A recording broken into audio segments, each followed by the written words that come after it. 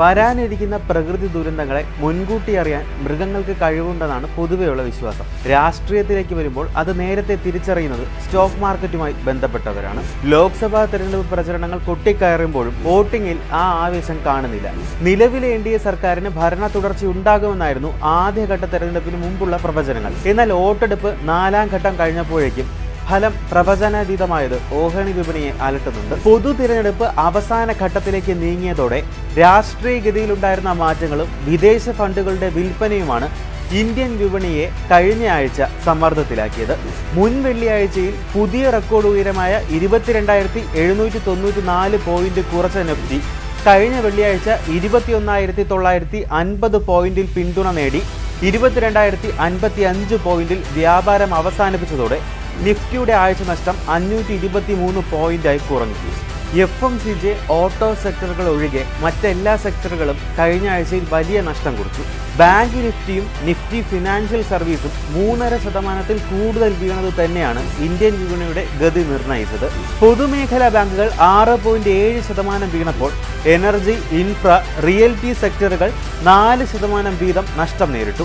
Nifty small cap സൂചിക 5% കൂടുതൽ വീണപ്പോൾ നിഫ്റ്റി മിഡ് ക്യാപ് സൂചികയും 3% വീണതും റീറ്റെയിൽ നിക്ഷേപകർക്ക് തിരിച്ചടിയായി. തിരഞ്ഞെടുപ്പ് മാസത്തിൽ തുടർച്ചയായ 5 ദിവസങ്ങളാണ് വിപണി നഷ്ടത്തിൽ ക്ലോസ് ചെയ്തത്.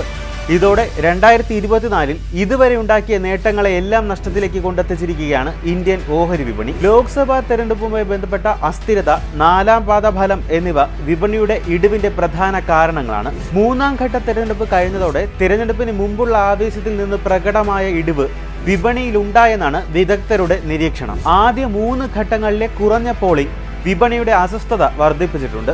ഇന്ത്യ മുന്നണിയിൽ നിന്നുള്ള ശക്തമായ പ്രകടനം BJPക്ക് 400 കുറവ് സീറ്റാണ് വിപണി പ്രതീക്ഷിക്കുന്നത്.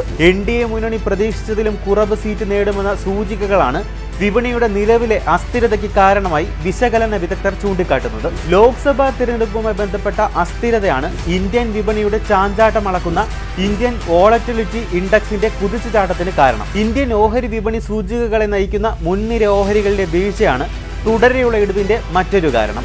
വൻകിട കമ്പനികളുടെ 2024 സാമ്പത്തിക വർഷത്തിന്റെ 4ാം പാദഫലം വലിയ മുന്നേറ്റം വിപണിയിൽ ഉണ്ടാക്കിയിട്ടില്ല. ഇന്ത്യയിൽ തിരഞ്ഞെടുപ്പ് നടക്കുന്നതും NDA സർക്കാർ തന്നെ വീണ്ടും വരുമെന്ന പ്രവചനങ്ങളുടെ മുനയൊടിഞ്ഞതും നിക്ഷേപകരെ ഓഹരി വിപണിയിൽ നിന്ന് അകന്നു നിൽക്കാൻ പ്രേരിപ്പിക്കുന്നത് വിപണിയെ ദുർബലമാക്കുന്നുണ്ട്. പ്രത്യേകിച്ച് വിദേശ നിക്ഷേപകർ തൽക്കാലം ഇന്ത്യയിൽ നിന്ന് വിട്ടുനിൽക്കാനുള്ള മനോഭാവത്തിലാണ്. വിദേശ നിക്ഷേപകരും ചെറുകിട നിക്ഷേപകരും ഇന്ത്യൻ വിപണിയിൽ നിന്ന് മാറി നിൽക്കുന്നതാണ് നഷ്ടത്തിന്റെ കാരണം. 7 ഘട്ടങ്ങളിലായി നടക്കുന്ന തെരഞ്ഞെടുപ്പിന്റെ ഫലം ജൂൺ 4-ന് അറിയാൻ സാധിക്കുകയുള്ളൂ. എന്നാൽ ഈ അടുത്ത 2 ആഴ്ചത്തെ വിപണിയിലെ പ്രകടനം കാറ്റ് ഏത് ദിശയിലേക്ക് നീങ്ങുന്നു എന്നതിന്റെ വ്യക്തമായ സൂചന നമുക്ക് നൽകും.